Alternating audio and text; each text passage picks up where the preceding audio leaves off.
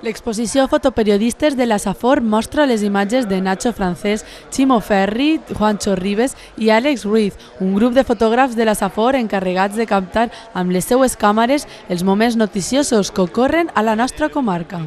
Ens vam plantejar què és el que podíem fer i en el meu cas jo el que he fet ha sigut un recull del que habitualment faig per al país o per a l'agència de fer.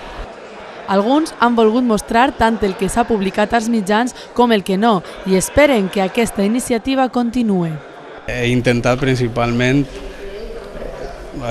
tractar allò que es diu políticament incorrecte, no?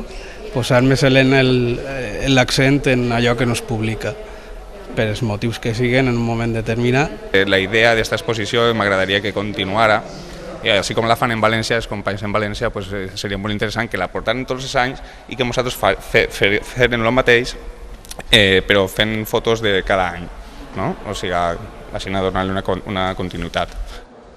L'altra exposició que també es mostra és Fragments d'un any, que amb més de 50 fotografies plasma l'actualitat de 2008 a tot el territori valencià.